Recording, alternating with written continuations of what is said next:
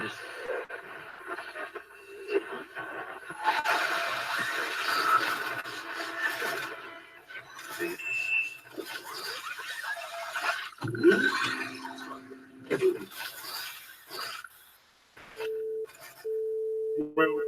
to your awakening. Please take all as your reality is adjusted.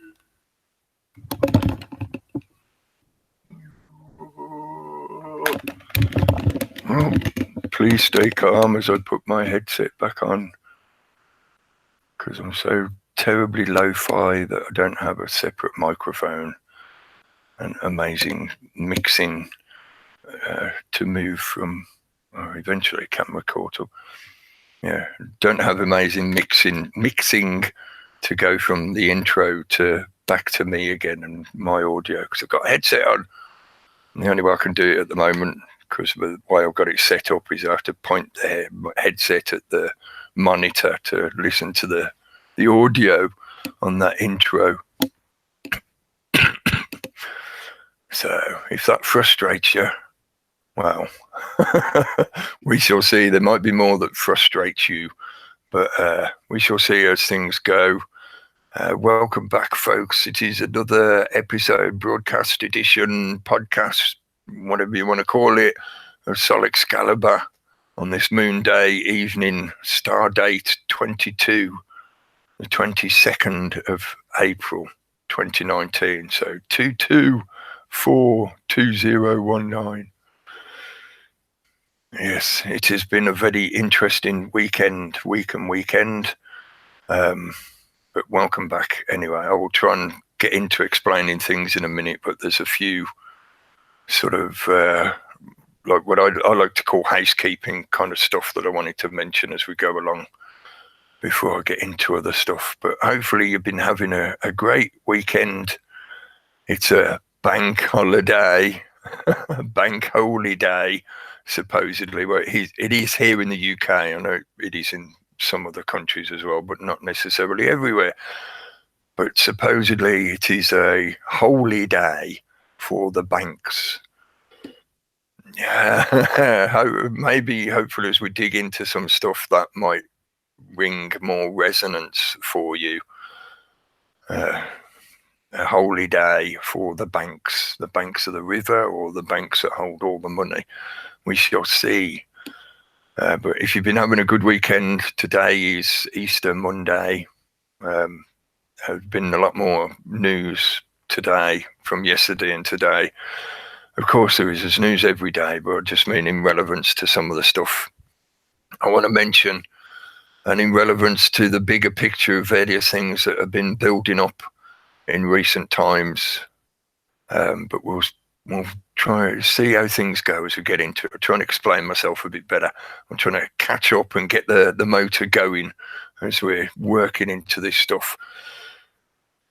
I could say a hell of a lot about just the things I've been experiencing over the last several days. After last week's episode, where I was talking a fair bit primarily about the fire at the Notre Dame Cathedral, but as I do, connecting some other things into that, some ideas and speculations. But I was also having a fair bit of a rant about certain stuff, because it's one of those subjects that is there all the time. It doesn't really go away. You can ignore it, you can try and forget about it, you can try and, pretend that information is untrue, or that, it's just too unpleasant to look at, whatever. I'm talking about institutionalized paedophilia and all the other parts of the infrastructure that goes along with that, because obviously it requires an immense amount of conspiracy for people protecting each other, protecting the network and acquiring the victims and all that kind of stuff. But recently, there's been a re-upsurge in the, how shall I describe it, the satanic panic, where this common excuse, which is mostly fallacious in its argumentation, they use a lot of straw man arguments and things like that, or argument from authority, that kind of appeal to authority rhetoric.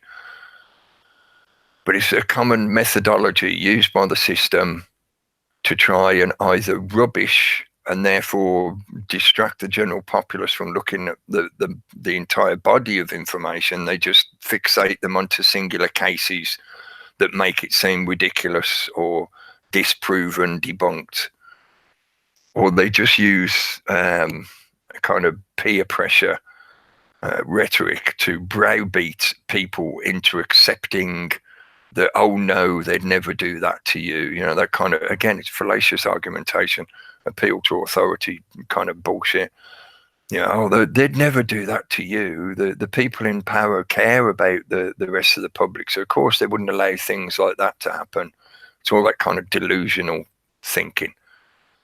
And that kind of stuff winds me up after looking at it for a decade plus, more than that really. Nearly 2 decades near enough, even though I've never sort of ventured into the topic area in any great depth until probably late 90s, early noughties, when the internet really started picking up speed and there was a lot more information available. But it's one of those subjects that whenever it starts to crop up, it usually means there's either important judicial cases going on at the moment that could give more indication towards that kind of state-controlled infrastructure. I say state-controlled loosely, use the parenthesis.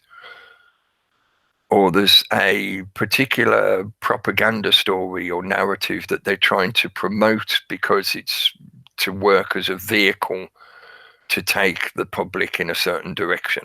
And there could be multiple reasonings for that, but basically they want to grab any of the people that have any kind of interest or concern about that subject matter and direct their energy somewhere else. But there's been a bit of a resurgence of that argumentation used to try and debunk or refute any possibility of that concept that most people refer to as satanic ritual abuse, SRA.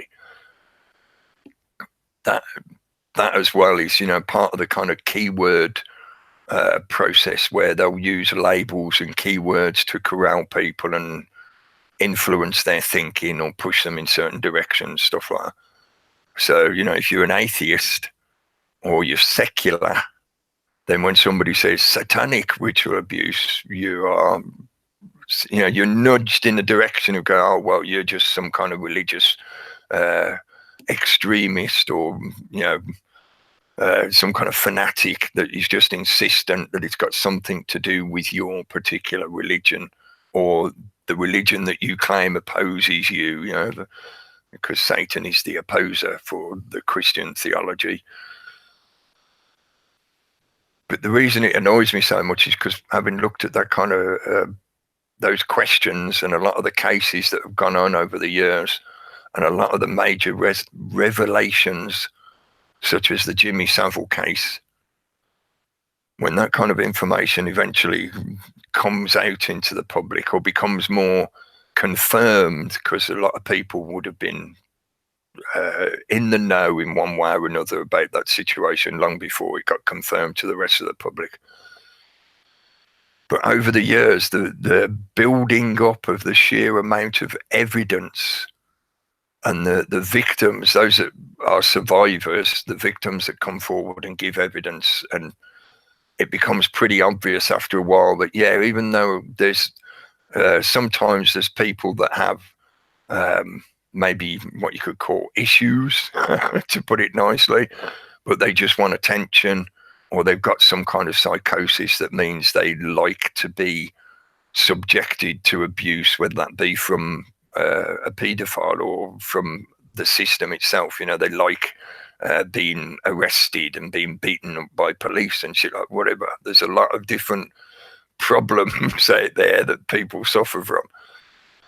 But my main point is that even though, yes, occasionally there are events or accusations that prove to be unfounded or way beyond any reality that actually occurred, you know, they're totally overblown or turned into something ridiculous, that does not mean that it doesn't exist at all.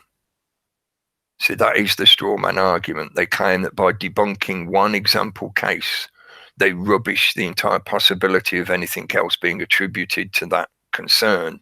Is it something to do with religious, ritualistic abuse? Because that's another element to this. Most of the time it concentrates on satanic, which links it primarily to the Christian theology, but also to the Judeo-Christian root. So Judaism, Islam, and Christianity, all those three. But when it comes down to it, as far as I'm concerned, the amount of time you look at that kind of stuff going on, it becomes an absurdly and disgustingly pedantic argument to try and classify whether that kind of abuse is satanic or not. What makes it satanic? How many candles are in the room?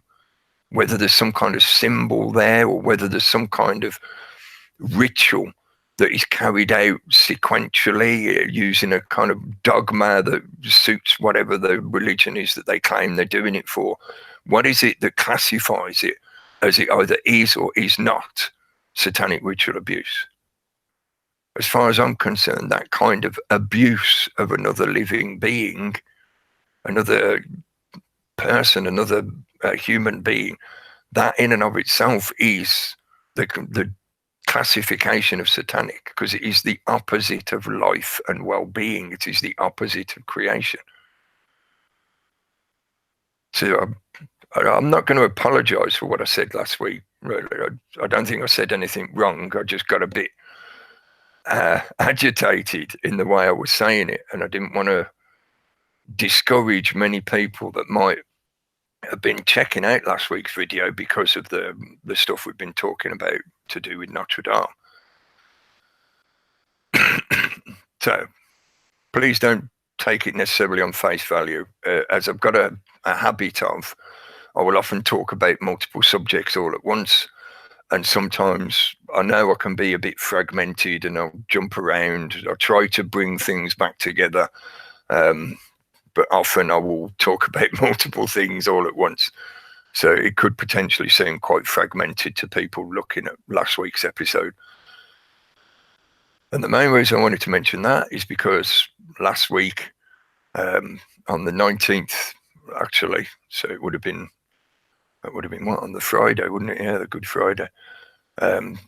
Really Graceful uploaded a video about the Notre Dame fire primarily, but talking about some of the things we'd been talking about, the connections to a bigger picture narrative of what potentially could have been going on with that event. The Phoenix Rising kind of effect, I would use that as a descriptor. I think if people are listening to me saying this now, you probably heard all that other stuff as well. Probably heard last week's episode and etc. But she put up a video that in a great way, like she has a real skill and ability of doing. She put the dialogue together, the narration together, the editing, the pictures, the imagery, the links, the connections, and referenced as she does, posting a pinned comment underneath her own video with all the links where she's referencing things from. And it was a really good video, really effective, I thought, at reaching people. Because again, as we were talking about last week, a lot of the problems at the moment and are going to be increasing in the future is that restriction of your reach. How many of the public can actually hear what you're talking about or see the content that you're trying to put up in this environment? The curtailing of your ability to speak publicly, whether you do it in video format or audio format or artistic, however you present your content, your ideas and information. That's one of the main things I want to do, is control how far that will reach, but to not necessarily outright censor you or ban you, because that would make it too obvious. That would create an army of martyrs, using that word as metaphorically connected to the, you're being removed from public view. You're not actually being killed, but you are in effect being publicly silenced or killed. that is mainly what they're going to try and do, or are doing now. It has been building up for years, and now it's really got to a crunch point where they're introducing legislation and infrastructure, the technology required, as well as the social psychological infrastructure of persuading people that it's what they want and that it's a good idea, it's for their own benefit and all that kind of shit. But building those fences and those control systems to give you the illusion that you are speaking publicly and what you want to talk about is publicly available, but really it's not. You might reach a handful of people who are interested in things very similar to yourself. So you're getting cul-de-sacs, is what they call it. You're being pushed away from the public thoroughfare, the main avenue that most people walk up and down when they're metaphorically perusing that shopping mall kind of environment of ideas and information. Now you're being cul-de-sacked, and I'm saying you. Yeah, maybe you yourself are not having that experience. I'm having that experience, have been for years. But yes, anyway, before I digress further, really Grace will put her video on Friday, and I just checked it earlier. It's got nearly 100,000 views, or it's ticking up towards 100,000 views. So that is like immense. I'm really grateful for that. She never asks for anything from me in any way whatsoever. She's never tried to influence me in any way whatsoever. Before the usual kind of arguments and bullshit accusations start getting thrown around, she's never asked anything of me. And she's enabled some of my ideas. Well, I say my ideas, I don't think they're necessarily mine in that kind of possessive fashion. And often I'm acting as like a tuning fork for many other ideas that are out there in the public consciousness, getting moved around amongst many people and discussed amongst many people. Yeah? Oftentimes I feel like I am more I'm in a position that's more like that kind of observer position where I can get a bit of an overview and piece things together that I might see disparate groups talking about.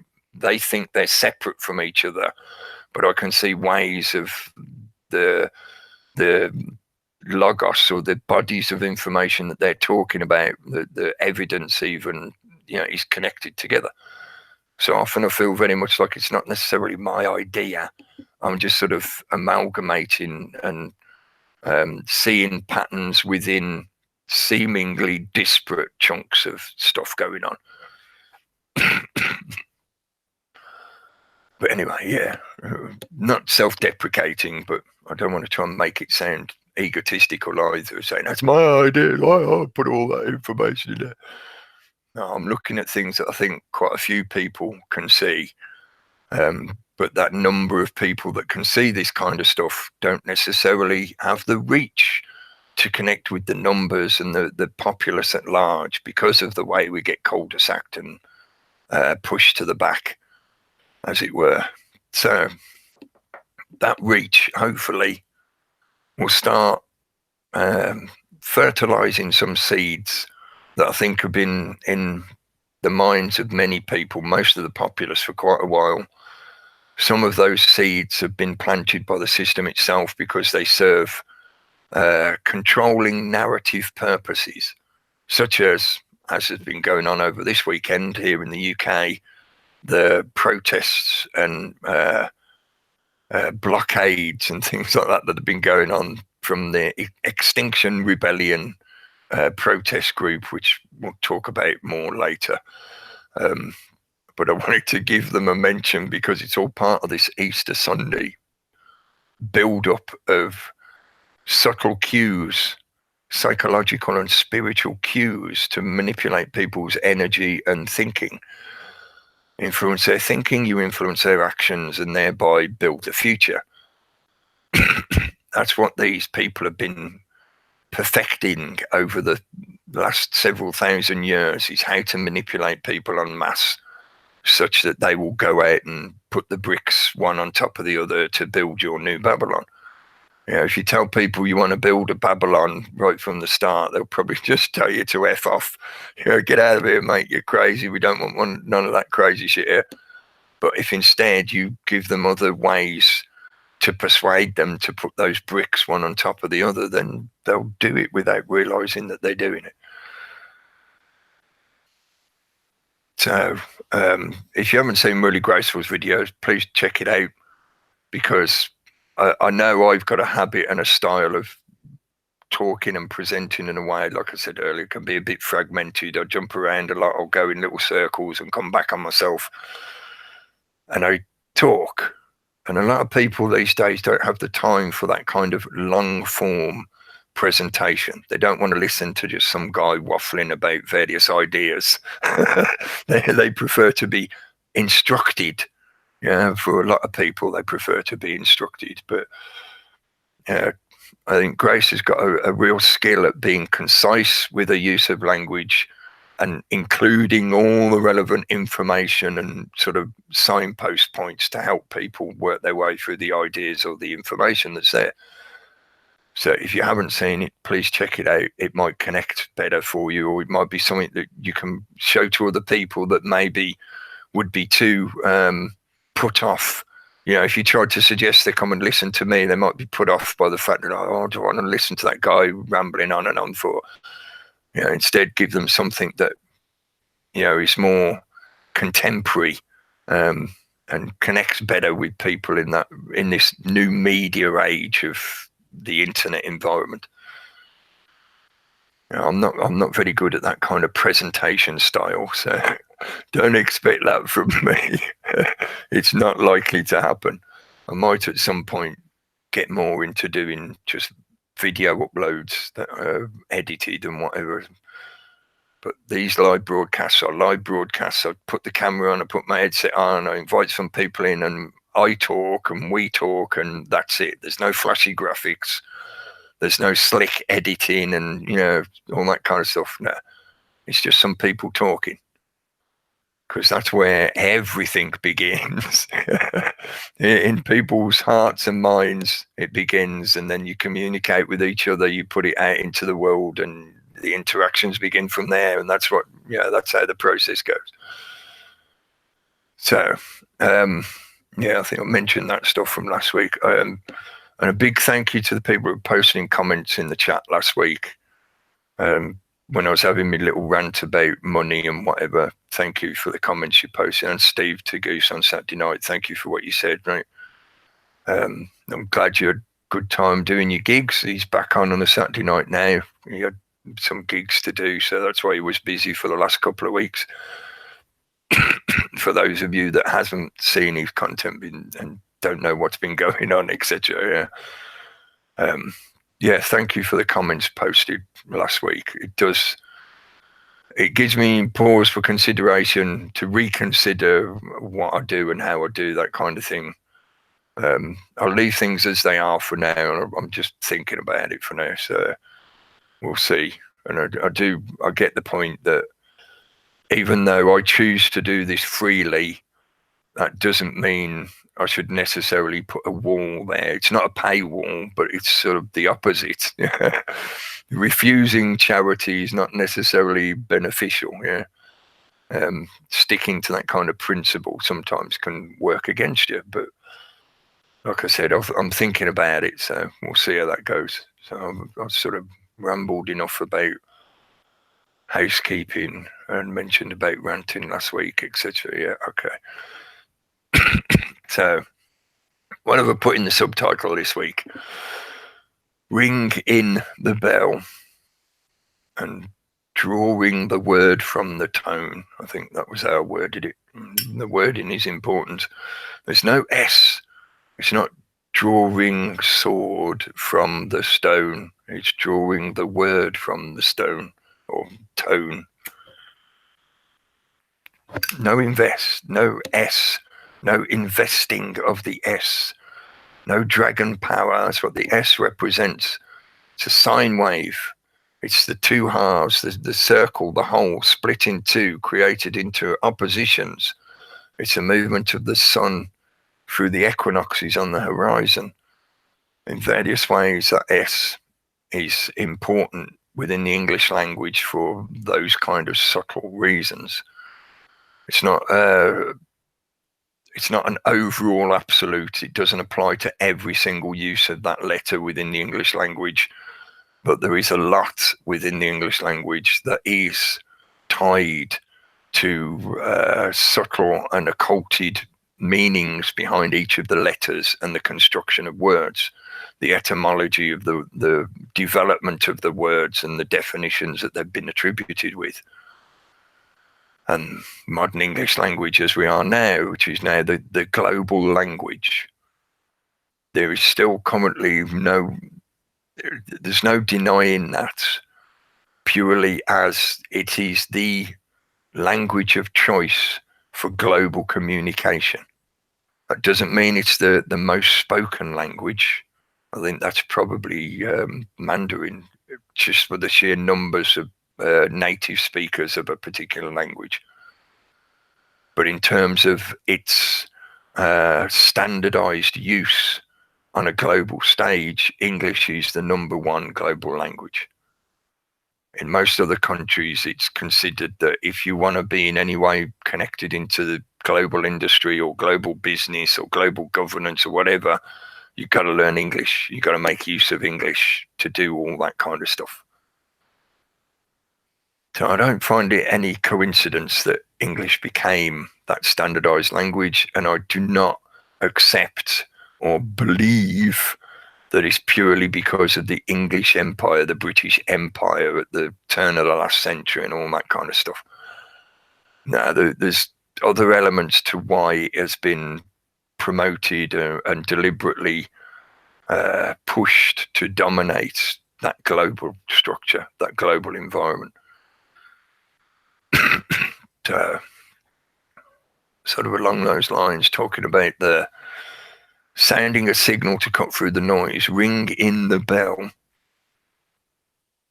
Bell is probably that kind of tone generation by hitting one thing against another to create a resonance from that concussion. I'm not sure if you'll be able to hear it with this microphone, but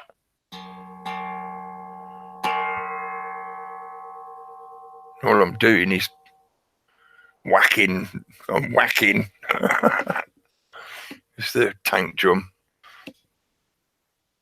But that's just the concussion of my fingers on that instrument.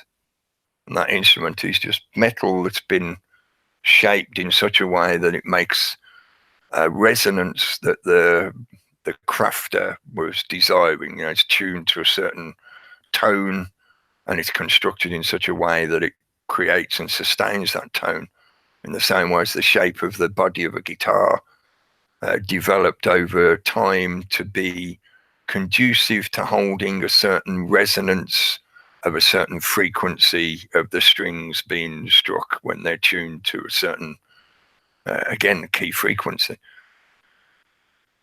That ring in the bell.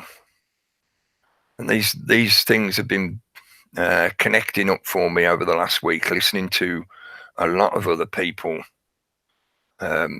several other people, maybe I should say, more than a lot, because it's not like tons and tons of people. But I've been listening to a few different people talking about the Notre Dame event, as well as other current events that are going on, which is what I do through most of the week, keeping an eye on the news and stuff that people are interested in and talking about, and what new information is available, etc., etc., etc. There are more connections meeting up at that nexus point of the site where Notre Dame Cathedral is built. I don't want to just say Notre Dame Cathedral, because that implies that it's purely just about that building itself. It's not. It's all part of the same thing. There's multiple levels of it. It's not just the building itself. It's the site it's built on. It's where that's located, with the rivers running next to it. I was thinking there's only the one river next to it, but as Gary was telling me earlier, there's the two. So it is in effect on an island. There's various other elements to that as well. But the ringing of the bell, the ring in the bell. Notre Dame has got a reputation for the bells. I know it's a bit cheesy, that cliche of the Quasimodo character and the noise of the bell driving him mad, the ringing of the bell making him mad, or insane, maybe I should say, rather than just mad. That was the implication, even though as the story goes out, you know, he supposedly turns out to be a good guy in many ways. And his outer appearance, his visage has been deformed and freakish, is a deliberate play on the concept that evil is ugly, or that you can only see evil in its ugly form. So whenever you see somebody that's abnormal, you get that implication that it is ugly because it is abnormal, that it's evil because it is abnormal. That's that ringing of the tone. There is one tone that is meant to dominate everything else. There is one tone that resonates throughout all the energy within the universe, within reality, that causes it to fractally ripple out in the shapes that it does. There is that tone.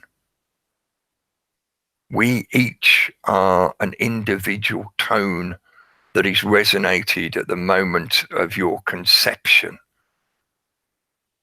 And as you develop, that tone is refined into being what you know as you, and it differentiates you from the music of all the other energy that is vibrating around you.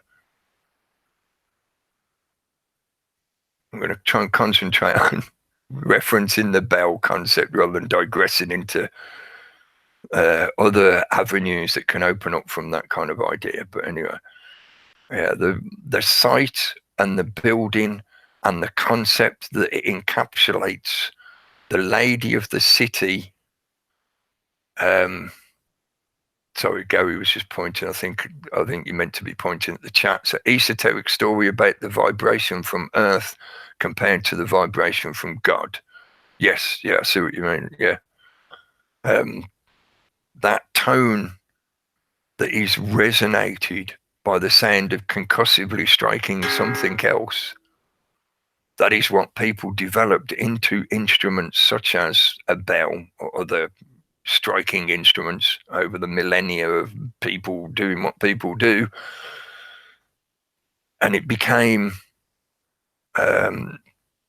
intrinsically tied into religious institutions or religious dogma, such that the bell or that kind of instrumental construct, the frequency resonating concussive instrument, that can be a bit of a general sort of label really for a lot of musical instruments, but it became somewhat synonymous, certainly with secular and Christian religion as it spread across most of the world, through Europe and across most of the world. And they started building churches that had bell towers or spires with bells in.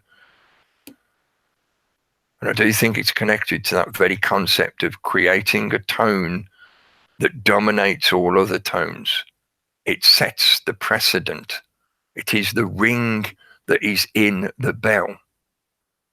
You know, sometimes bells are scrapped because after they've been cast and checked to make sure that they're sound, as in they don't break as soon as you strike them. You know, if there's a flaw in the casting, sometimes the metal can break.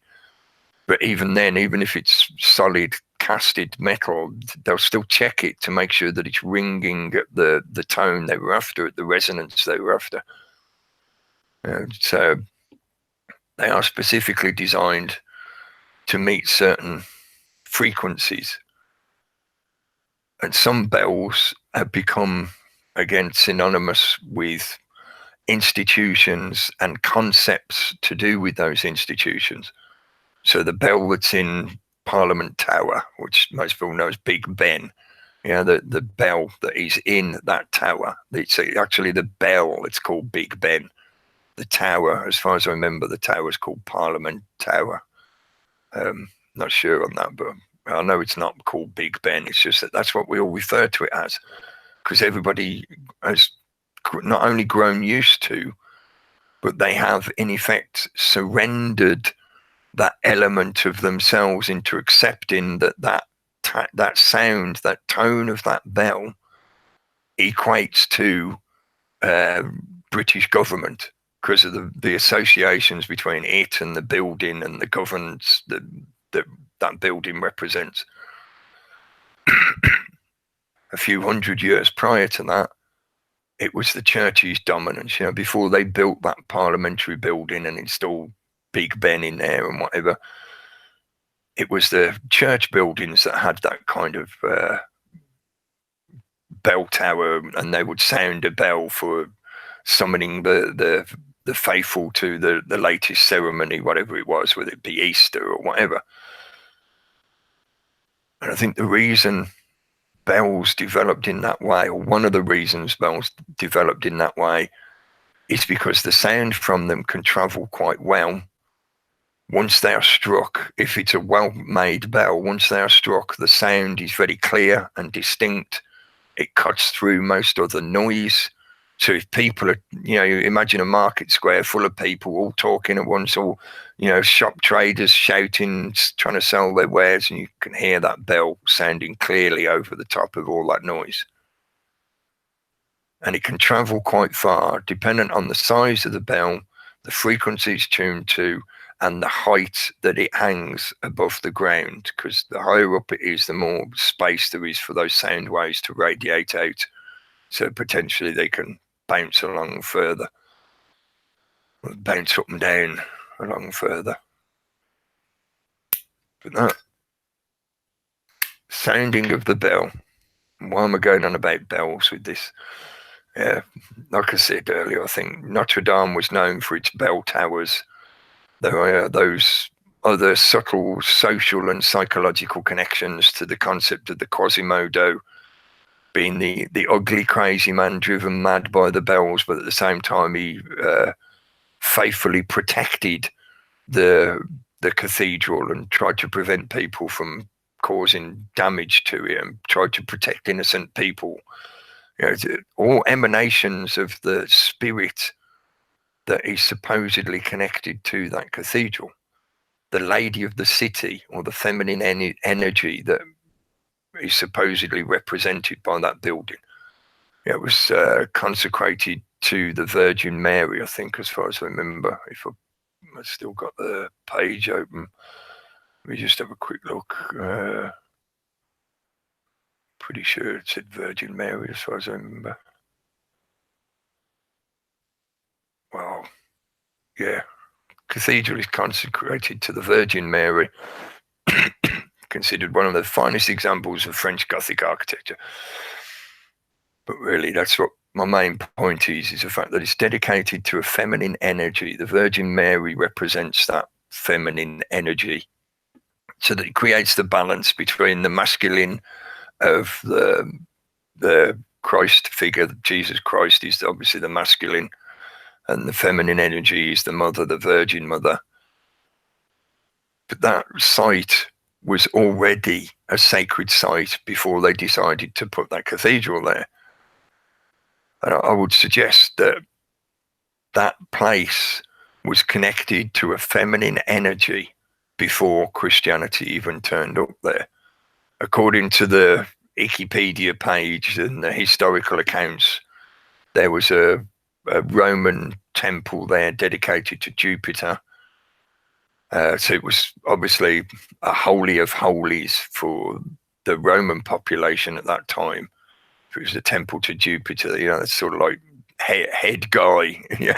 That's the main temple out of all the other temples, kind of thing. So that would be the main one that people would be going to.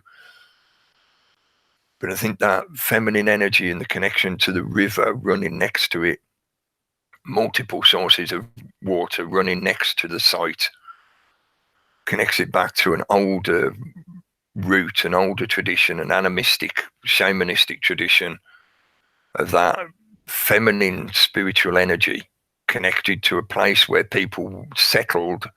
Obviously, the settlement would have built up around the river, because the river would have been enabled so many things for the people settling there: trade and travel, water, Loads of, obviously, water for life. So that kind of connection means, to me anyway, I interpret it as the site now, the cathedral that is on that site now, has that feminine energy connected to it and represents water, the element of water, which is commonly feminine whenever it's represented. Most often it's feminine.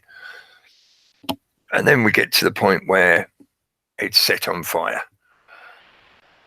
And more as the week has gone on, I've listened to various people talking about this, plus listening to mainstream media reporting on the situation and the claims that even before they'd actually put the fire out, they were saying that, oh no, this is obviously accidental. There's claiming there's nothing to see here, folks. But more and more little bits of evidence, such as pictures of people wandering around on the building prior to the fire starting and while the fire is burning.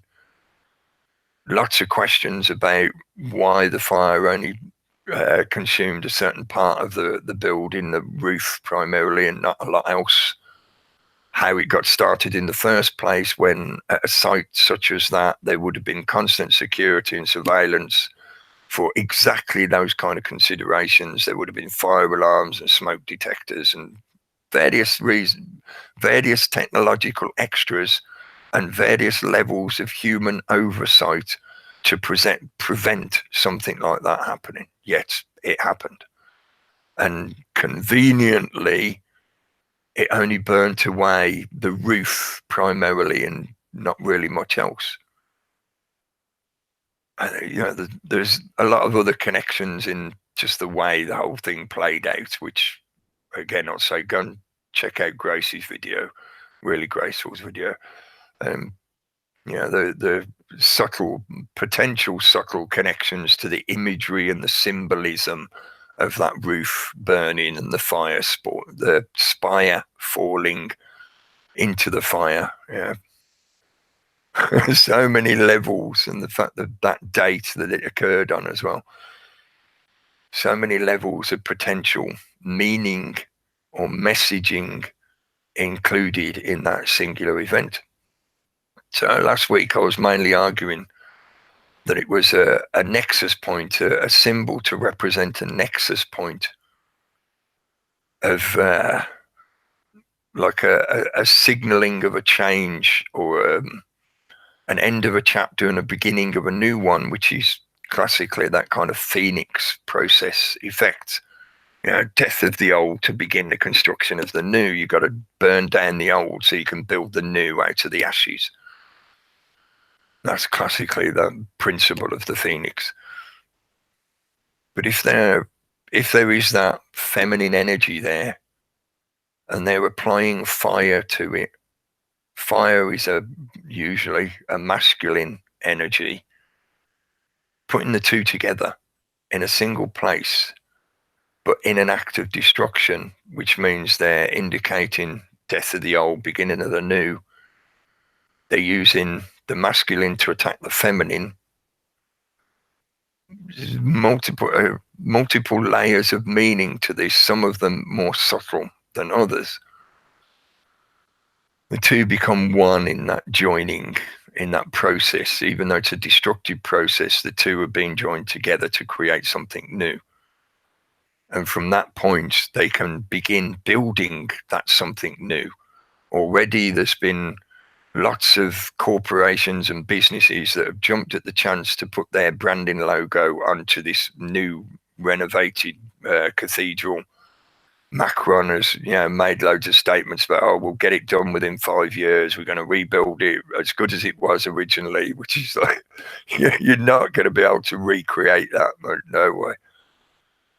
I don't want to digress into talking about heritage and stuff like that, but this is more about the other subtle cues, the bigger picture cues that have been woven into this singular event. So I was thinking about that kind of stuff. Notre Dame, Lady of the City and Protector of the Poor. It's another part of the legacy of the history of Notre Dame and that site and that energy that is there, that is tapped into by that sacred geometrical construction that's been planted on top of it. There are other power player influences that are connected into the history of that site, notably the Templars and the other knightly orders, and the connections to the system monarchy and the royal families, the bloodlines that dominate North European history. I sort of alluded to some of that last week. It's obviously, potentially a hell of a lot of connections and sheer amount of information that could be connected into that. So it's not exactly something I was going to spend ages on. It's easy to just point some signposts for people, and if you're interested, I know there's plenty of stuff out there for you to look into, for you to dig into for yourself if you want to. The element of the masculine and the feminine being combined, using the burning or the holocaust of the female energy, the building, the destruction of the roof, by using a masculine energy of fire, which represents the sun, S-U-N, but also represents the rebirth of the sun, S-O-N, because that elemental fire, even in the Christian theology, and this traces all the way back to the Judeo-Christian roots, but in the Christian theology, it's still there as a subtext within most of the theology, that you carry the fire of creation within you. The reason you are animated, that you have life in this reality, is because the Creator put that breath of life into you, that fire of energy, the fire of motion. So they're using something that normally represents the creation of life, the burning of sun in the sky. That fiery ball in the sky gives life to everything on the planet, or enables life as we understand it on the planet. That's the creative element of fire, positive creative element of fire. So they use fire to attack that feminine female energy. And I thought I was seeing that connection to the bigger social picture of how they have been now for building up over the past few years, trying to get the male and the female fighting each other, creating polarized extremes, dragging polarized extremes away from the norm in the center ground, so that people would move away from those polar extremes, or they would graduate out into this androgynous singular entity. The two become one. In a supposed act of destruction, you're actually carrying out an intention of creation. Again, the Phoenix principle. They've got to burn it down to create the new. By the act of destruction, it is also an act of creation. I know that sounds like a paradox or like cognitive dissonance, kind of, the two can't be the same. The two working together create that outcome. I think they've been deliberately playing on this. Notre Dame was renowned for its bells and its bell towers. That could just be a legacy of its medieval construction, and how for many people, a large part of the populace would have been so amazed by just the sheer construction itself. Your average peasant would not be living in a stone-built building, let alone be around on a daily or even weekly basis a building of such construction. That's another sub-note element to a lot of this. Those Gothic buildings, that Gothic architecture style, was brought into Europe in just after the Dark Ages, in the early Middle Ages, the 1100s, around 1100, from the Middle East, often carried along the Silk Road trade routes, protected by those knightly orders such as the Templars. The Templars are often accused of worshipping the Baphomet, or Baphomet, however you choose to pronounce it, because it's a French root word. So sometimes the T isn't pronounced, but they were accused of that. I think that's, more of a misdirection deliberately. I'm not trying to say that they weren't looking at that kind of information or imagery or whatever. It's more to do with hermeticism than anything else. And the church at the time wanted to label them as heretics for, again, multiple reasons. They were too powerful, they were too rich, the monarchies owed them too much money, they had too much control over that trade route, movement of goods and information. They wanted rid of them, basically. So they put out this accusation that they were worshipping the devil, the Satan, so that they could demonize them and then kill them off and take all their stuff. But I think that hermetic knowledge and that knowledge that they picked up in the Middle East that roots all the way back to the ancient mystery schools, Babylon, Sumeria, etc., and prior to that, most likely all the way back into antiquity, and the constructors of the pyramids and other ancient sites that still baffle the minds today, they picked up some of that knowledge and information, some of those principles, and they brought them with them. And it's part of what enabled the masons of the time to develop their craft to such a state that they can construct a building such as the Notre Dame Cathedral and other similar Gothic buildings that flowered across Europe at the time. Mostly historians put it down to just that trade of educational knowledge, classic architecture skills and techniques being brought from Greece and the Middle East and, places like that being brought into Europe. And that's why all of a sudden they figured out how to do an arch this way and blah, blah, blah. There's far more depth to it to that. When you study sacred geometry and you look how most of these sites are constructed following sacred geometrical rules and techniques, so that you can find a flower of life pattern or other meaningful symbolism within these constructions, within these buildings and the sites that they're put on. It's not necessarily always just the building. Sometimes there are other elements within the site as a whole that create the total symbolism, the total picture. And in a way, that brings me back to the bell. The bell is one element of that building. It is the element that creates the sound. It sets the tone.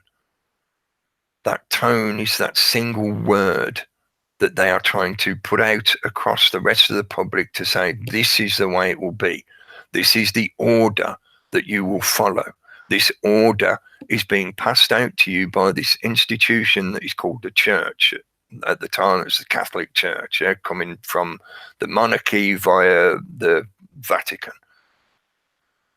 But ringing that tone and putting that word from that tone, their word from that tone, they were connecting something, I think, quite deep down and subtle within most people's psychology of how that kind of ringing tone noise, that clear and dominating resonance that we hear as, oh, that's the sound of a bell. It's like, even if it's a doorbell or something that's got like chimes to it, there's still something about that noise, that element of the tinging noise that interrupts your thinking process and says, pay attention, pay attention.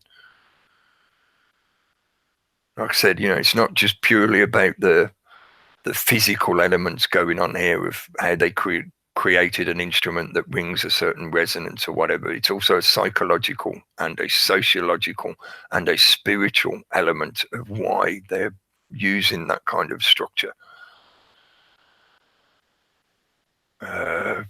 Brings me to, I watched some of Jeff C's videos this afternoon. He mentioned one article of news coming out of Israel recently of a proposed building construction that looks uncannily like some of the images of the Tower of Babel.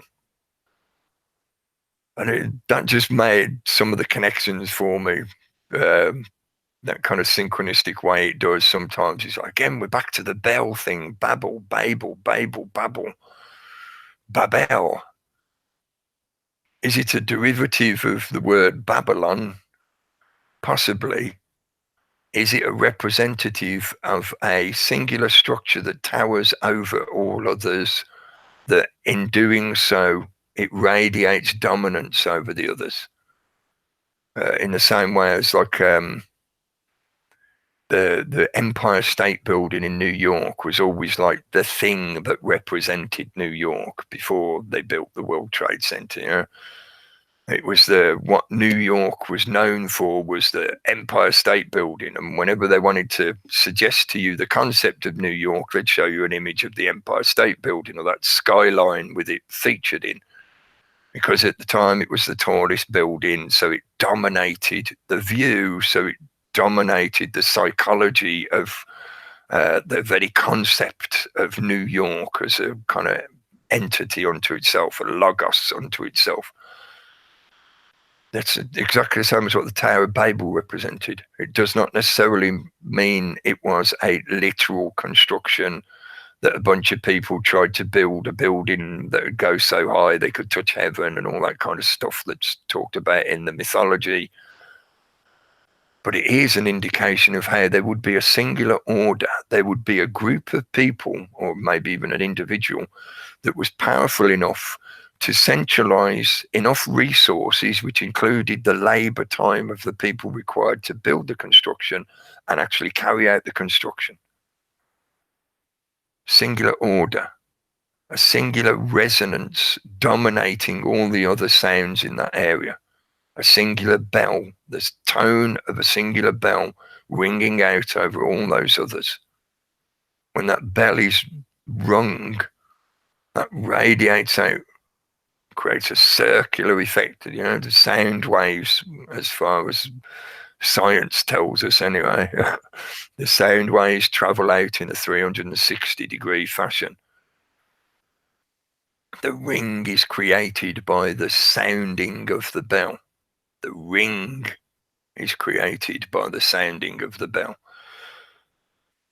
So, yeah, I know, like I've said many times, I can often be a bit fragmented, jumping around a bit, but hopefully that makes sense. There is this suggested construction of this new tower in Tel Aviv that's going to be the tallest tower.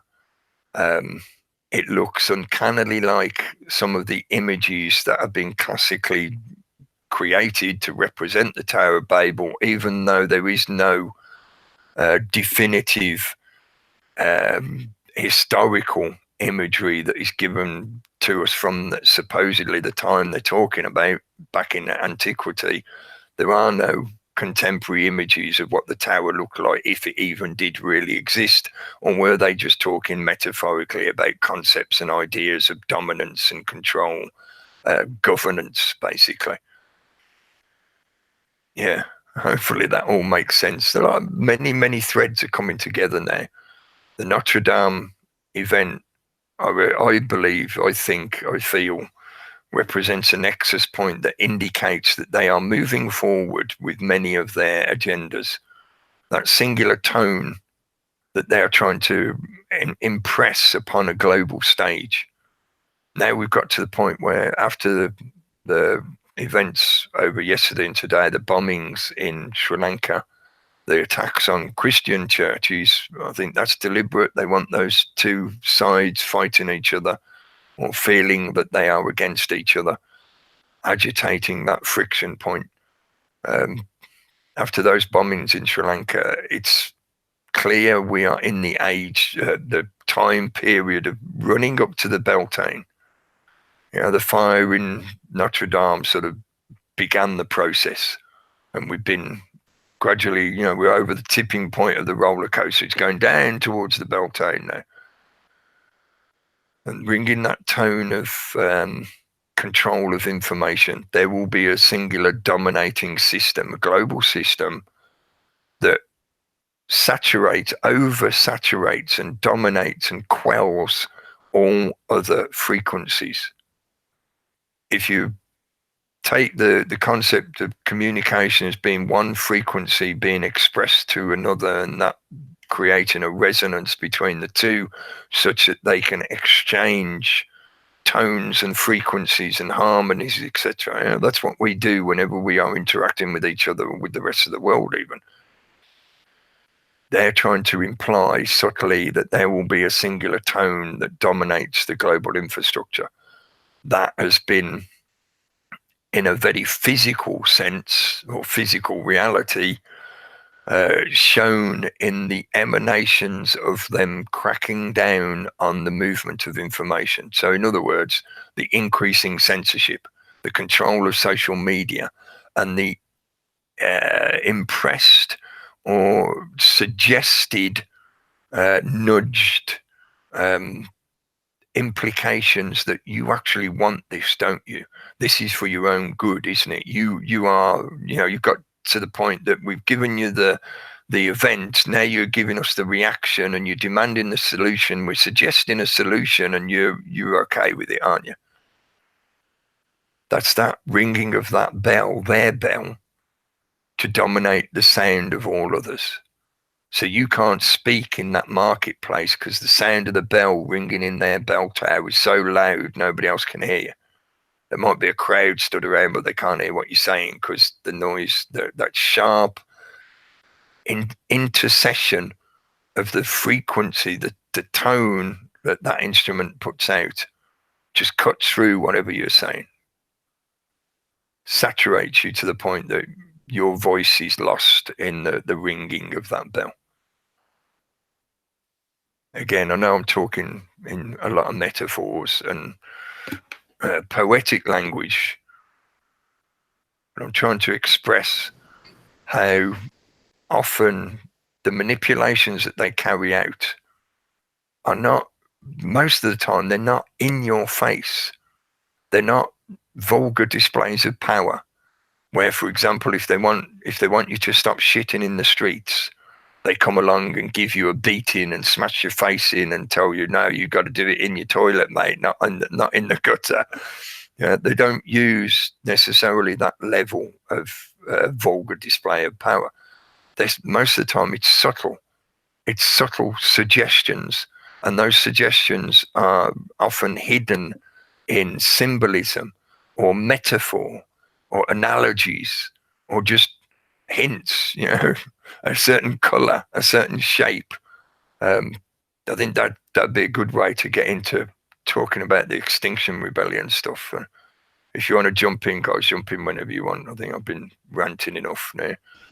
Well, I was just going to say that bell you're talking about is exactly the Quasimodo story. Yeah. Because Quasimodo, remember, he was physically in contact with a vibration that comes up from the earth. Mm-hmm. And that's what sent him mad. Yeah, because the earth, as we know, is run by entropy. Mm-hmm. Yeah, everything is always going away. The only true vibration you can trust is the one from above. So that was a story about it, yeah? Even though he was ringing out the bell that calls people to God, it's a physical bell. And it's the same with them ringing the bell for the people, yeah? So, they'll drive you all mad.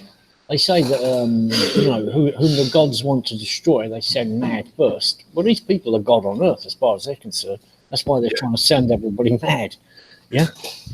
That was that kind of element as well, as I thought,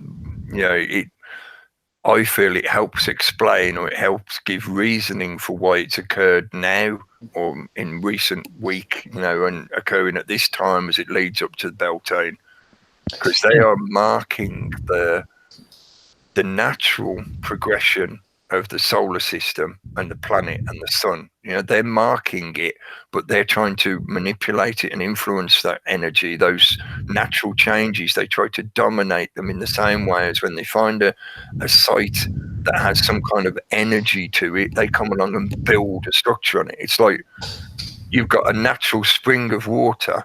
They come along and want to put a certain shaped pipe on that so that they can control how the water comes into the world. Yeah, or a Nestle factory. The other thing you remember is you go back to the Middle Ages, and a bell, it was almost alive. I mean, what else is there in the Middle Ages that rings for a long, long time. Even people can't hold a note for a long time. That's why the certain chanting of the church had so much power, because these guys would sing all on the same note, and you can tell which one was breathing in, and it'd be like the noise was going on forever. And a bell is the same thing. Yeah, it's defying at first. It's defying entropy. It doesn't stop. Yeah. So it's really amazing for those first people that heard bells against everything else is a dead sound. Yeah. Go on, Pete. No, I was just going to say, I was just thinking divine spark in all of us. Sorry, I was just miles away then. No, yeah, I mean, I was thinking Earth's energies as well, the layers and stuff, and I think that connection to that feminine male energy is interesting. To do with this Notre Dame thing with the fire and the male and all that thing. I found that I haven't caught up with it the last few days. I've been really busy, but I was looking for Esmeralda. I couldn't see it anywhere. Sorry, I said anyway. But no, the connection there. Yeah, go on. Well, I think that female energy that Esmeralda, the character Esmeralda represents, that's been appropriated into other things. Yeah. But it's interesting, that harmonic resonance, though, the frequencies, like we all have one. We've got our own unique tone, Well, one tone always tries to dominate another, as in nature, it will reach an equilibrium. So either if one tone is strongly sustained and the other one's weaker than it, that stronger signal will override eventually the weaker signal, and the weaker signal will transform itself to be the same as the stronger signal. Or if they're equal in strength or output, they'll reach some kind of harmony, so they'll create a third. Yeah, so you get the two becoming the three kind of thing, or the two becoming one. That's what putting the sword out of the stone means. Yes. Yeah, taking your vibration back from rather being connected to all the other sheep and walking around like one of the herd. Yes. Yeah. And in those kind of sites where there is that energy, the earth energy, the dragon energy, that's what I prefer to refer to it as, is that dragon energy. But the output of that energy is the equivalent of a massive, very low frequency bell being rung in your vicinity.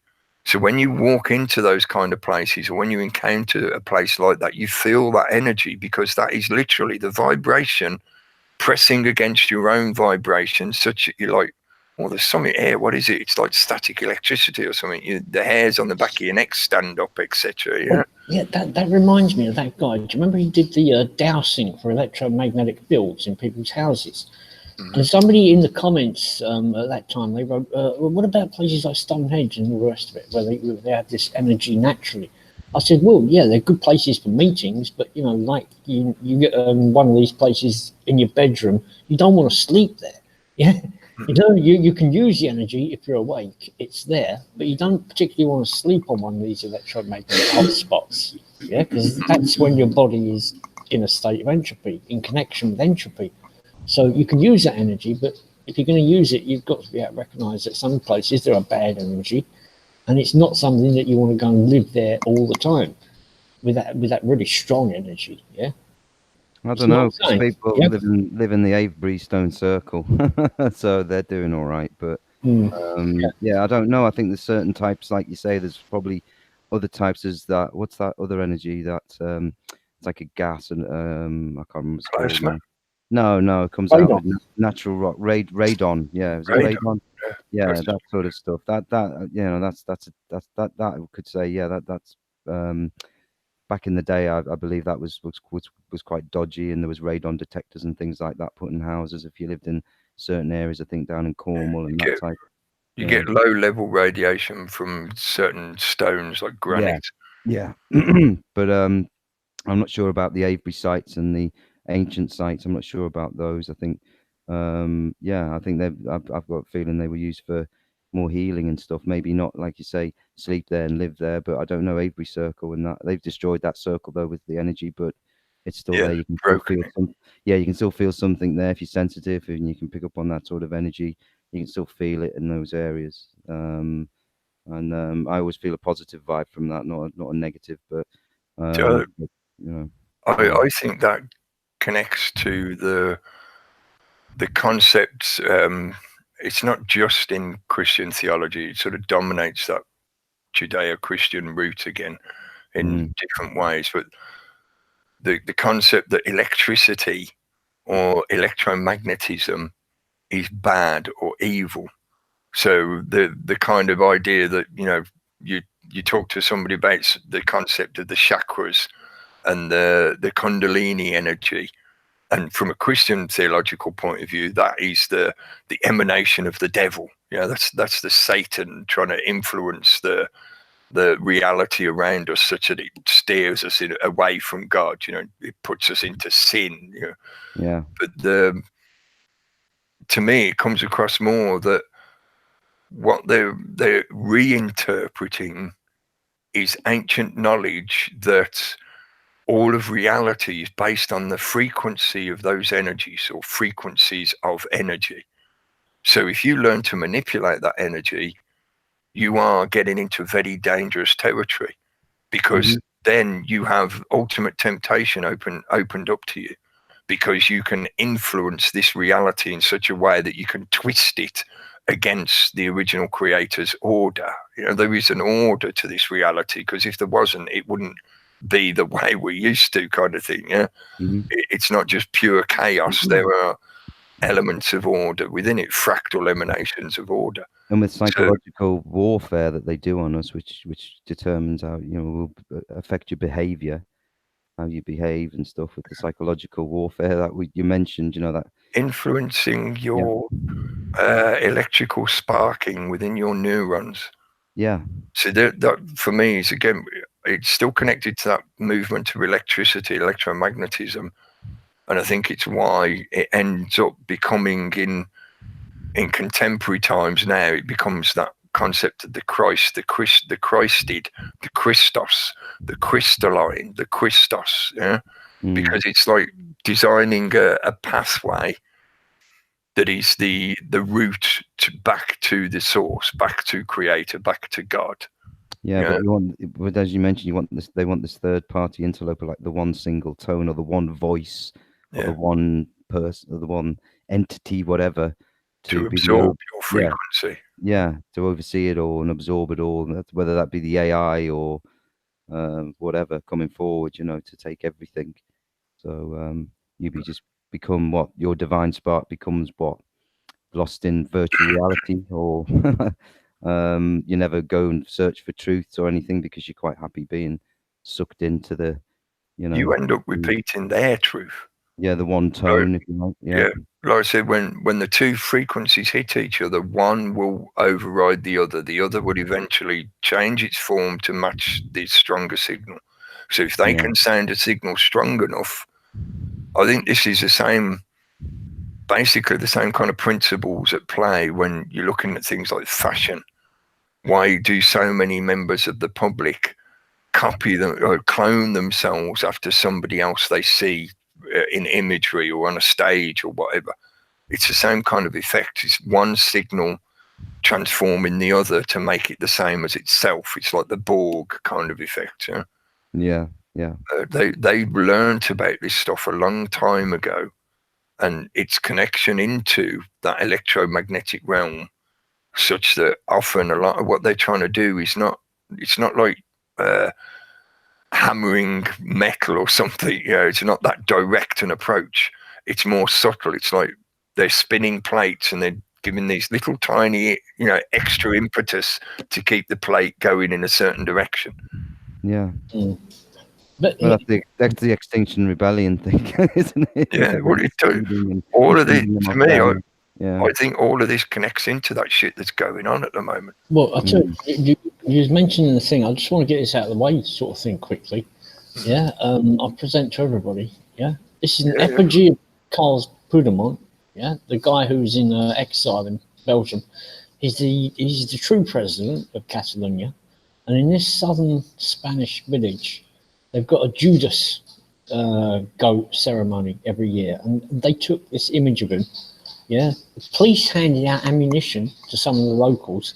They shot this guy. They shot this dummy. Yeah, Yeah, they shot this dummy, yeah, up against a with fucking live wall. rounds.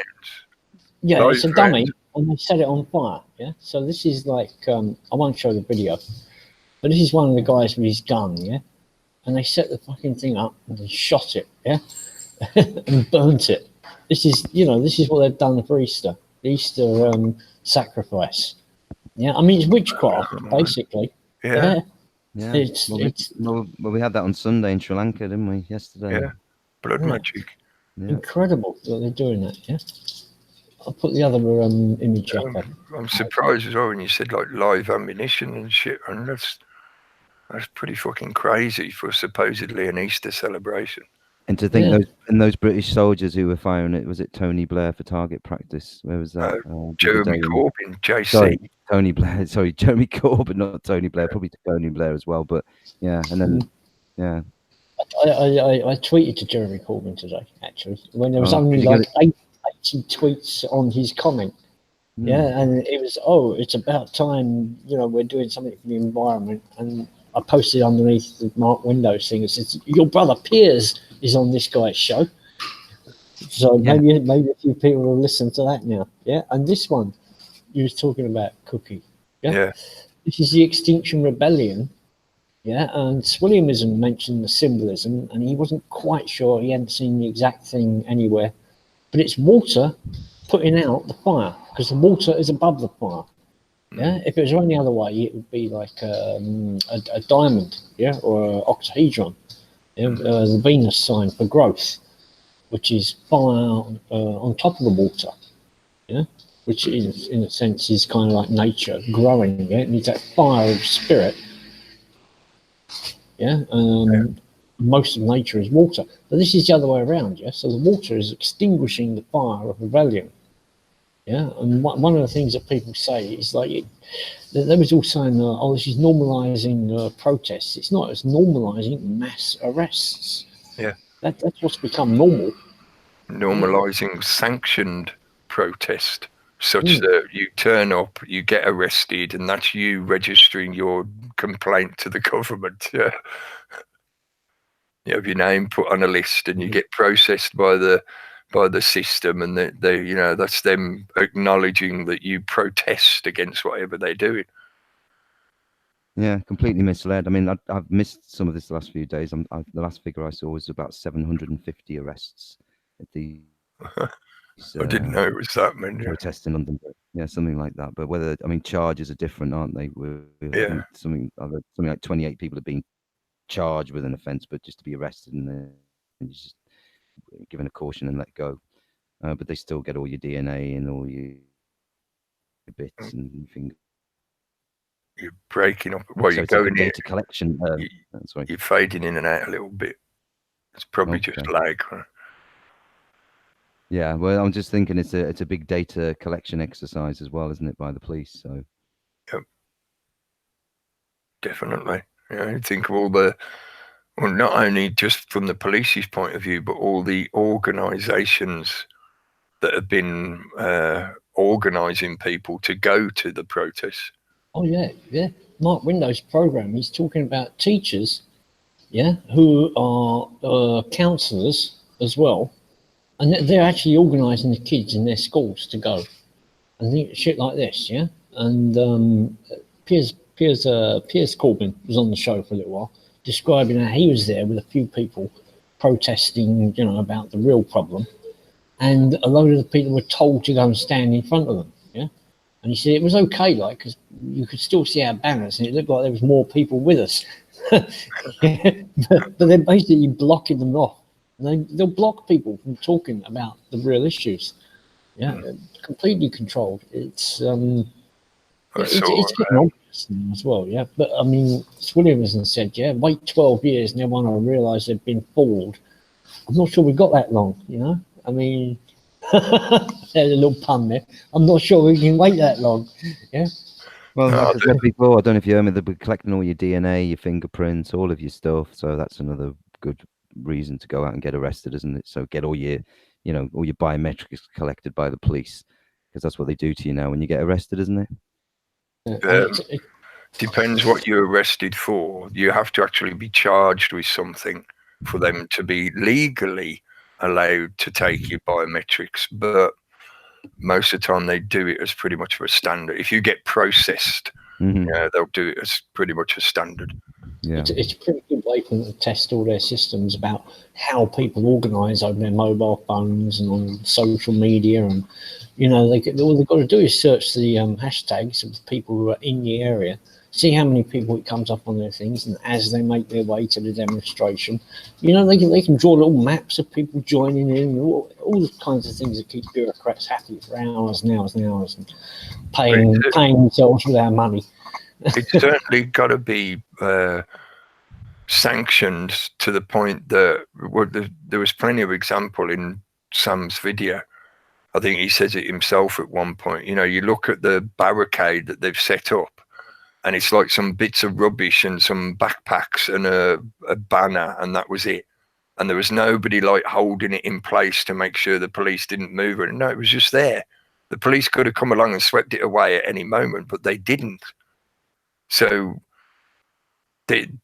even more so is a kind of sanctioned free speech zone where, you know, if you're inclined to believe this global warming agenda thing that they're pushing, especially this new, 12 years to live thing, you go there, you register your complaint by getting arrested or waving a sign, and then you all fuck off home again. And they come along with the street sweepers and clean up the next day, and that's it, done. Yeah, and it keeps the meme going that it's all non-violent, nothing to worry about here. You can come and take part, and like you say, under the surface, you're getting fined, £100 for protesting. But it's designed to fucking appeal to the middle classes anyway, so, that's okay. Yeah. But going back to the symbol, because I think I mentioned it last week, I wondered about just the wording of the name that they're using for their movement, Extinction Rebellion. It made me wonder whether they're for or against rebellion or they're for or against extinction. It's not exactly clear. But the symbolism they're using, when I was first looking at it, I thought, well, there's the plausible deniability factor that it looks a little bit like an hourglass in a circle. So I guess the circle represents the world and the hourglass is supposed to give you the idea that it's against the clock kind of thing. But it also, at first glance to me, looked like a stylized Saturn symbol, an X in a box in a circle, which could be interpreted as a sort of amalgamation of the Saturn symbol and the black hole sun symbology or concept.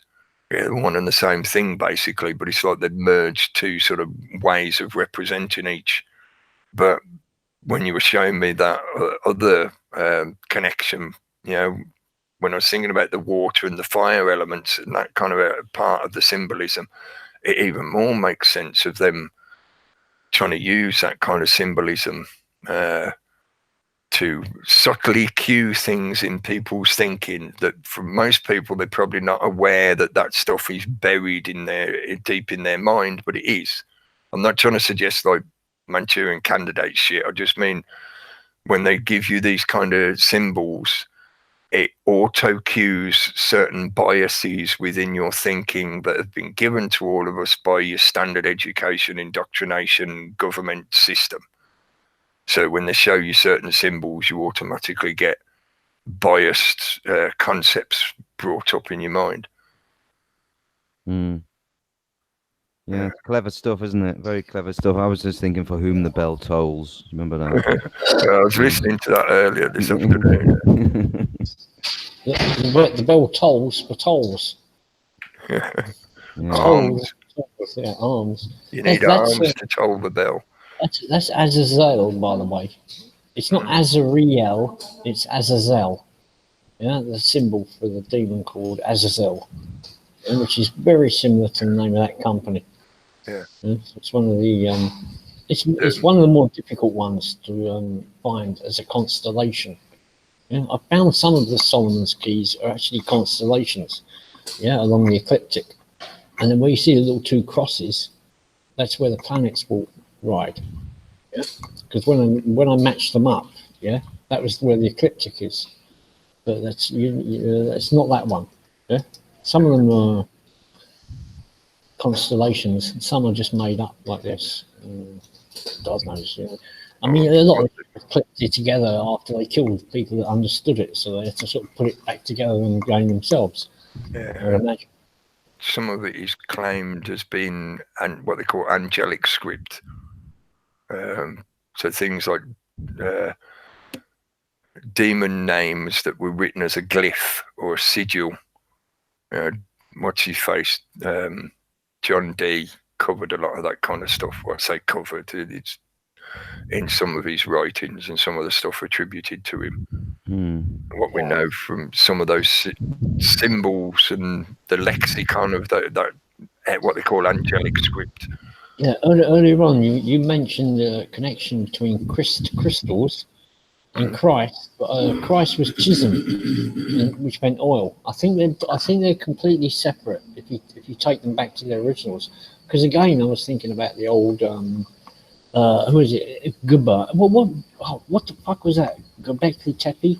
But there was something else that mentioned Agbar. Yeah, and you've got Allah Akbar, which is GB.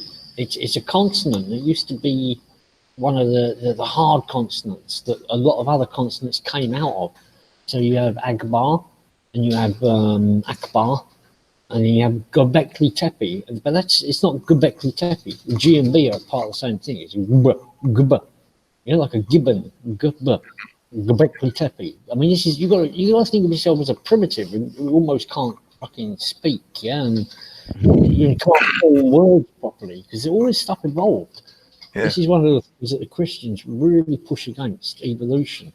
But if you trace things back, like I said before, you know, PBV, you sound those letters out, p, p, p, b, b, b, b, b, b. You can actually feel your face and your mind having to focus more as you create a more precise sound. So when you go back, you go tr and chisholm, and a lot of these consonants like turned into about 4 or 5 different things. Yeah. And it can alter the well, not necessarily the frequency, but it certainly alters the intention or the way you shape the sound, the inflection, the intonation, etc., etc. And I think that is again, that comes back to that way the English language has been manipulated in such a way to make it a very limited and rigid structure, you know, to make it very mechanical, which means it dilutes the original frequency transmission that you're trying to do between each other. That's right, and that's how they managed to turn some of these sounds all the way around, so they've got a bad rooted sound meaning something good. You know, they've been able to sort of turn them right around as they go through invert them. Yeah, they've been doing that for years, haven't they? Through entertainment and stuff, and pop music slang and things like that over the years.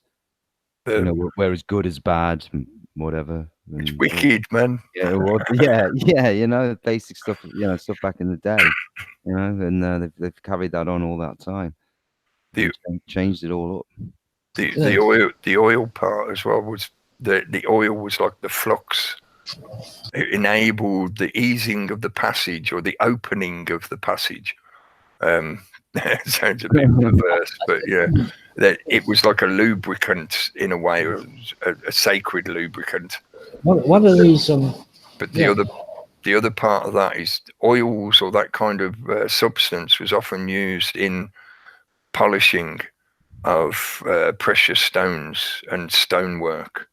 You know, you'd mix a very fine grain with a viscous lubricant, and that would be the medium that is used to gradually refine the surface. Right, so a crystal was a rock that had been chiseled. It had been oiled. So it was a crystal. It was a chiseled rock. If you see, if it was chrism rock, chiseled. That makes sense. Interesting stones they use in things like in stone circles. Some of them are more crystal than others in some of these stone circles. Have more crystal content than others. And I do think, I know we've talked about this more than once over the years. I do think that's because, again, it connects that electromagnetic transmission. It's conductive and crystal. This is what crystal radios, you know, for fuck's sake. Yeah. I can remember having them when I was a kid. Yeah, and this is, I think, some of the stuff that he's not necessarily hidden science or hidden knowledge, but it is certainly cul-de-saced in such a way, similar to like I was ranting about right at the start. You know, they want most of the public to just ignore this stuff and don't connect the dots. But the crystal structure enables good conductivity to flow through. It's like a circuit board, basically. So if you get a good crystalline structure, the signal will pass through cleanly with hardly any loss to reach the destination you're trying to get it to. Yeah, so to me, that was what made that connection with the Christos, because it's like refining the growth of you, your crystalline development, your fractal development, such that you develop a good conductivity, a good connection back to source energy. You remember how those radios, though, the crystal, it could only truly be tuned to one frequency, and the reception from that point would sort of fade out a little bit. And for millennia, people have been asking, well, why did they have a second type of stone at Stonehenge? Why did they drag them so far? Yeah, why did they need two different types of stone? Like a tuning fork to get so a you certain resonance. You get two tones, which are in harmony with each other. The two rings, one in harmony with the other. As far as and I am just remembering off the top of my head at the moment, so if I'm wrong, please forgive me. As far as I remember, with those crystal radio sets, the way you would get different tuning, you know, like you search through for the different stations, was by creating an electrical circuit that influenced the transmission, the conductivity within the crystal. So in effect, it's like you're bending the signal so that it moves across the bandwidth as you're looking for the radio output from somewhere. Yeah. So that again, to me, makes that connection about the concept of the electromagnetic energy of reality. And I'm using the words electromagnetic as a general descriptor because I can't say that is exactly what it is. I don't fucking know. It's energy. But that sort of demonstrates that primarily Christian theological point of view, the manipulation of that electrical energy is demonic or bad, because it's the equivalent of you using magnets to pull somebody's signal away from God, if that makes sense. Yeah, by manipulating the direction of your energy, they are trying to divert you, make you miss targets, you know, make you sin to draw you away from it. So like the crystal function on a radio, you know, you're applying electrical signals such that it causes the frequency to go one way or the other.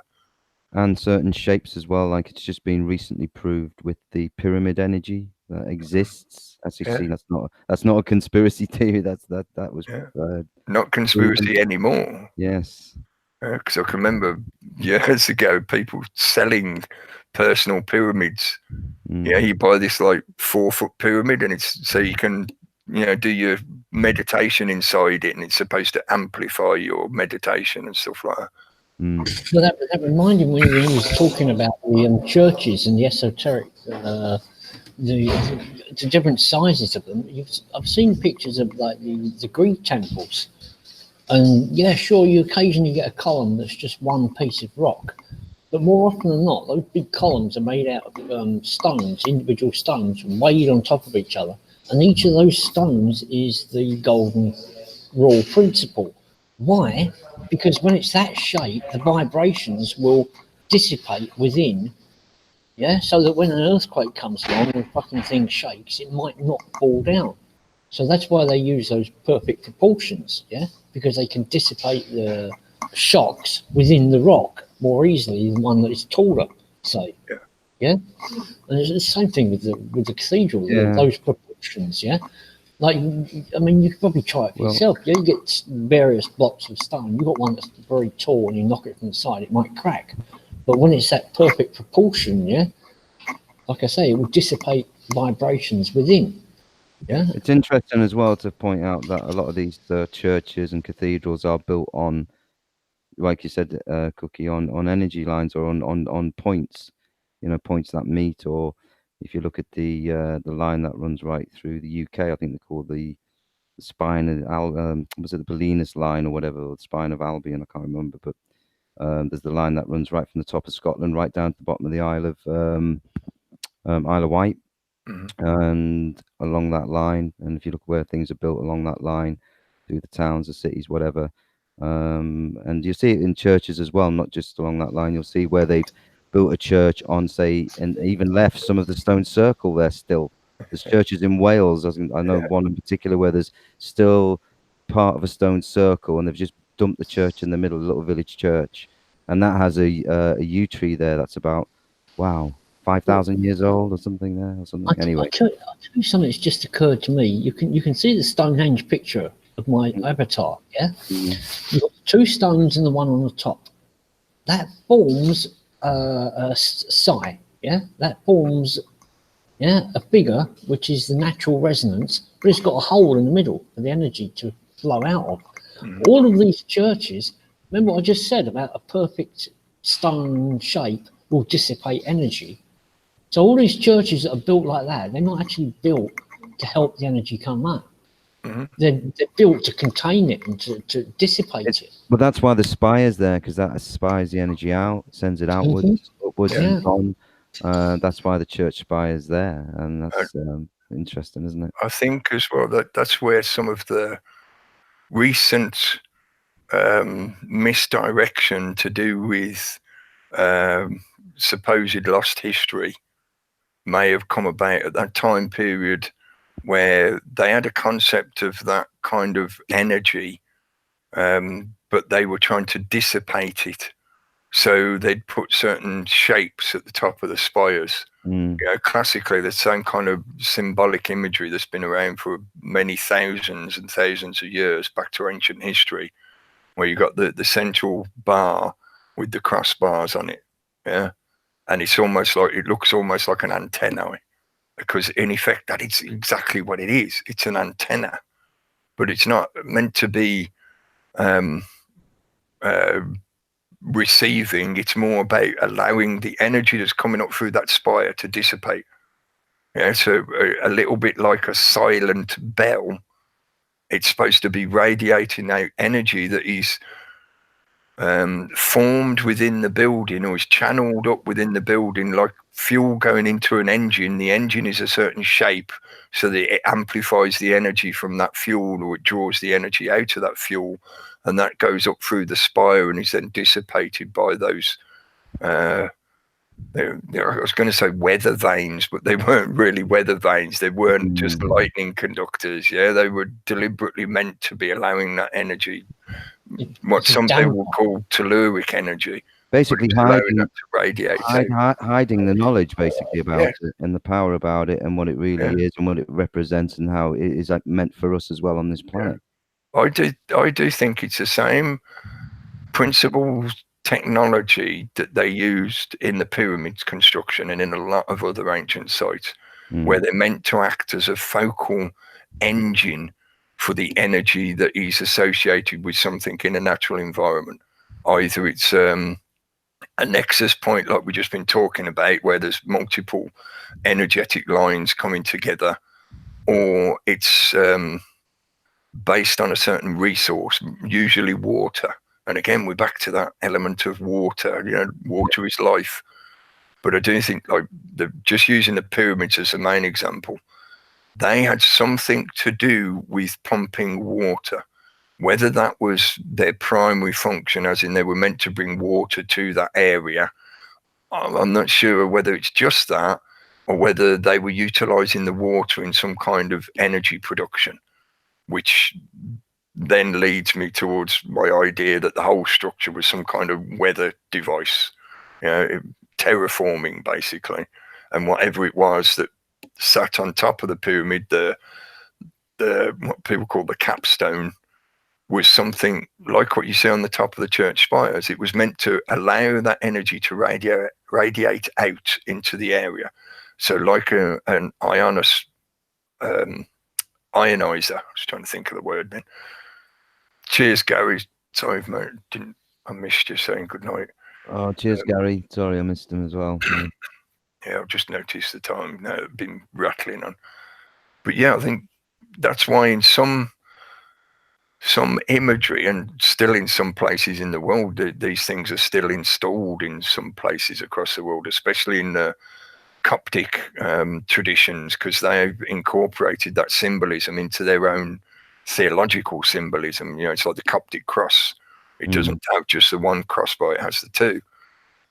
But I do think it's to do with energy transmission, frequency, influencing the frequencies in the area. And they were tapping into a knowledge of using sacred geometry to act as a focusing system that then allowed you to channel the energy, maybe shape it a certain way to serve certain purposes. I don't know, but they were certainly manipulating that energy deliberately. Well, and I think some of that is included in the Gothic architecture that was brought into Europe, out of the Middle East, and is in places like Notre Dame Cathedral. Yeah. Well, it seems they don't want you to have a clear connection to things. No. When we're mentioning quartz and clarity. Interrupting the signal. Yeah. And doing the best they can to do that with all the, like I mentioned, the psychological stuff and the everything that seems to be happening on these. I see Easter Sunday was the Sri Lankan event, which was shocking, really, to see that on yesterday come up. Not expecting that. I mean, you know, it's again just the lengths and breadths that it goes to on these sorts of dates around these times. And we had the fire, like you say, and the spire burning down and collapsing. It was interesting. But yeah, it's been one busy week, even though I've been around a lot. I've been around much. Been busy, that often happens, though, doesn't it? I mean, I should remember to mention. Now it's probably a good time to do it. There's no reality chat on Wednesday this week because I know you're busy and I'm planning to take a week off. So there's no reality chat on Wednesday, and then I'm going to take the Monday off next Monday. So, you know, neither of those, it's not going to be on Wednesday, it's not going to be on Monday. So I just thought we will be back, don't worry. Yeah, we should be back next Wednesday. Yes. Will that be the 1st? When is that? God, yeah, it will be actually. It'll be May then, won't it? Waiting for my calendar to. Yeah, it is the 1st. Is it the 1st of May? Wow. May Day next Wednesday. So on the day, okay. Yeah, we'll see. Because you never know by the time we get there if they keep up with this building of a narrative over this time period up to the Beltane and etc. I'm hoping it's done and dusted with now, and they were just making a point to do with Christianity, and that's why they were doing it all around Easter, you know, and Christian holy sites and stuff. But we'll see. Beltane and this time period in April. Yeah. Another side note, I forgot to mention the Queen's birthday, Queen Lizard Breath. Oh yeah, was that an official or was that a real one? I don't know. I'm not sure either. I think that's the official birthday. I'm not sure. I can't remember if that's real. Well, she has 2 birthdays, obviously.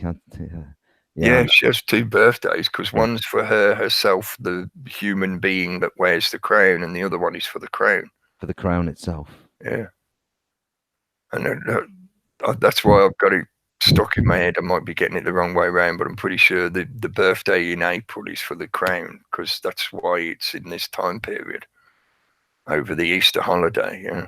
Yeah. Because it's the association to claiming that they are the chosen ones. They are the representation of the Creator on this earth. So that's why their birthday is the same day as Easter, the rebirthing, the return, the resurrection, all that kind of stuff. They are appropriating those concepts and putting their brand label on it. Yeah. It certainly has been a season of sacrifice. I mean, we had the New Zealand attack not that long ago. Just these last few weeks have been, you know, and then Bowen, interesting enough, coming out and saying, you know, all those people died, we're sorry. You know, all these things coming out, you know, death and, you know, justifying it and whatever. Crazy times, it seems to me. But the yeah, apocalypse. hopefully by the time we get back on by week Wednesday, things may calm down a bit. What do you think? Yeah, that's what I'm Maybe hoping. not. I prefer to be optimistic. We can kick the shit around after it's happened, but I'd rather be optimistic and hope that it's going to get better, not worse. Because absolutely. the cynicism will insist that everything's going to continuously get worse. And that's an easy answer. It's easier to be cynical than optimistic. Yeah. Being optimistic takes more effort and more energy. Having to think, you see, thinking, using your brain a bit, and having to, see the But I think people see it, but just don't want to, don't care, or being so, like, say, dumbed down or whatever, or just too busy. Or Thinking is just not. Yeah. But let's think about social media, or think about something else, other than what's actually going on. Or I was going to say misdirected into easy answers like the Extinction Rebellion. Well, that's the thing, and that's what annoyed me and angered me a couple of weeks ago, and last week when I did the show on the reality chat. It was because to see all these people rushing out there, willingly getting arrested and throwing themselves at the police, and as I mentioned before, probably it's you don't need to do the 23andMe or whatever it is, DNA thing, because they'll just collect it all anyway. Probably, I bet they do collect a lot of it as well. I'm sure you just only have to be arrested to have that done. I think I'll have to check, but I'm sure that's under the new legislation. It's more likely being amalgamated into one data set. Mm-hmm. Because the government can quite easily turn to those third-party companies and say, hey, we want that data. National security, we need to have copies of all that data. Thank you very much. Yeah. And then they'll stick it all together with the database they've got of people that have been charged in some fashion by the judicial system, because that's when they supposedly have the legal right to keep hold of all your DNA data. Yeah. And there's lots of things to be shouting about. Just frustrated me to think that they're all there doing the big parties in the central London, and they're still fracking, 5G still being rolled out. We've got trees getting cut down because of it and everything else. We've got other situations happening. Brexit seems to, again, just be kicked down the road. I didn't mention it. Sorry, I know you've mentioned it tonight. It's sorry, but yeah, that's still going on. That's ongoing. There's a lot of shit happening, and we've got all these people just get carried away, like they did with the Occupy. I think they told us that. Sorry, we're cracking up a bit. Is it there now? Hello. It seems sorry, it's going through little bursts. You're getting a bit of packet loss, I think. So it's like cutting out for a second and then coming back again. Yeah, I'll have to try and iron that out as we go forward. But yeah, as long as it's not too bad, as long as it doesn't do it all the time. It's worth mentioning the Brexit thing, because of its lack of news items over the last few days. Certainly, it hasn't been in the news much at all. Certainly not front page news. But it's still smouldering away. It could just be because May's been off on holiday, so they decided to not talk about it for a few days. But I don't think so. But mention the word extinction and rebellion together, and they're all out there, sort of, like I say, getting themselves arrested, as we mentioned last week. But will there be any change? Will there be any change in that? Will there be any? Like I said, they told us years and decades ago, and apparently we shouldn't be here now. The planet should be gone, and we're all dead. Yeah, we're supposed to have all drowned in 2012. Yeah, and in the 1970s, they said we only had 25 years or 30 years of oil left back in the 70s. I remember that as a kid on the news. Yeah. So. Well, I distinctly remember David Bellamy talking about 2030-ish when he was talking about the idea of going back into another ice age. It would be around then. So we see the patterns, we see their MO, if you like, to scare, fear, and whatever. We are going through some changes, for sure. But they're going to take. Who knows? We don't have a date set, or we don't know a time, but definitely those changes are happening. And some of the changes that those protests will cause is increased control of protest movements, increased legislation to say what you can and can't protest about and how and when you're allowed to go about it. And also it will increase the pressure to introduce various charges or financial constraints to do with the justification of global warming, climate change, blah, blah, blah. So in other words, things like the carbon tax and shit like that. And that can be linked into the oncoming social credit system where, for example, you'll get social demerits because you drive an older vehicle that isn't the most up to date on pollution and whatever, so you'll get more thumbs down on your social profile. They don't realize that's what the outcome of this will be, tougher legislation coming in and all the rest of it. Not the planet's going to die. I mean, this is, we are in changes. There's cycles on the earth. We talked about this, and sun cycles and earth cycles, and you've got to just go and look at people like Piers Corbyn, people like him, or people who talk about what's actually going on, or other people who do podcasts and things about Adapt 2030, people like him who look into stuff and check out the global weather and the space weather stuff going on. And that's where, suspicious observers as well, he's been at it for years, but other people, there's lots of stuff, and then do your own looking and look back at patterns and cycles and things of your own time on the planet. If you've been here a few years, you can see how things have got a little bit different, but it's not the end of the world. As we could be hitting some ice age at some future point, but nobody knows for absolutely sure. But what is for definite is it's not, it's given the opportunity for them to collect all our money, take even more off us before all this happens, and take us right into a complete catastrophe, just by taking more and more and more off us through these carbon tax or whatever tax they're going to introduce because of all this people going crazy of this, because of this extinction stuff that's been pumped in their heads, and all just, again, misled, and the use of language and everything else getting everybody excited and out there. And just like we saw with Occupy and things like that, they've taken a swell. Do you remember when we mentioned recently about this uptake in people's interest and awareness and things like that? Well, isn't it funny how this has just sort of happened to appeared on the scene? Yeah. So they know when these things are coming along. They know when these upsurges are happening, and they've got something in place or something, to steer people off, fuse them out, make them just go back to the system and think, yeah, well, you had your little say, and now you're paying more taxes for it, you silly fucker. So, and you want to, don't you? Because you feel so guilty about killing the world. Yeah. So, yeah. Interesting. Anyway. I'm going to wrap it up there. So thank you very much. Thanks for joining in the chat. Thanks to Gary as well. And big thanks, big shout out to Really Graceful. Again, I know I'm repeating myself, but I didn't expect that. He just sort of came on the scene. She sent me a message asking me if it was okay. She included a link and stuff like that, but I wasn't expecting it. It was sort of, thank you.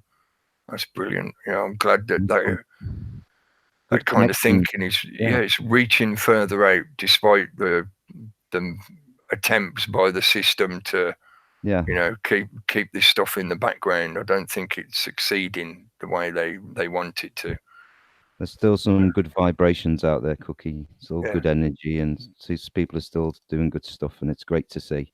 And long may it continue. With people doing the good work that they're doing. Yeah, absolutely. Yeah. That's a good way to say it on this Easter. Yes. Yeah, I know it's the day after, but even so, it's all still part of the same holy day, and it's all about rebirth, the beginning of creation again. The summer is coming. The sun is back. You no longer have to worry about the long, dark night of winter closing in. Pretty soon that TV series will be over.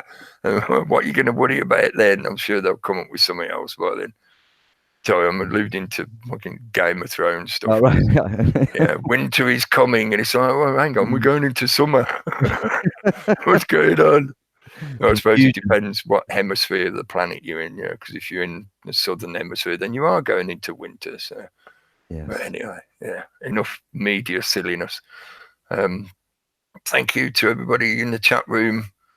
Again, there's quite a few people in there, so it would take me far too long to say hello to everyone individually, but Thank you. I see some of the regular names in there. Thanks, as per usual. It's all of you lot turning up and giving us your attention.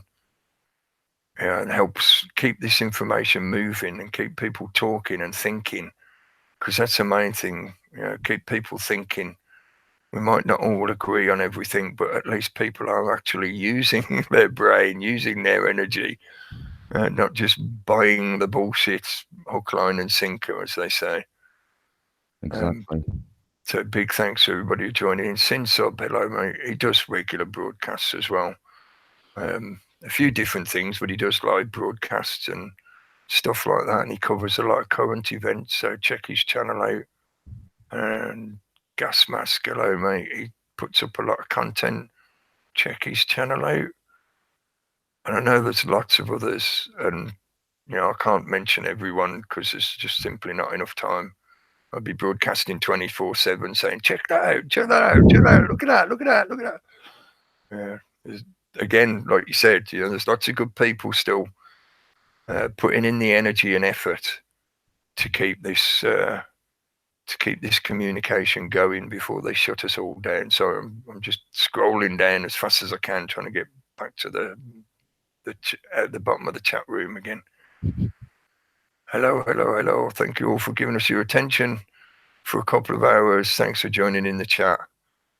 I'm sure we'll see you again soon, even though we're not here Wednesday night because no reality chat. Not going to be here Monday because I'm having some time off.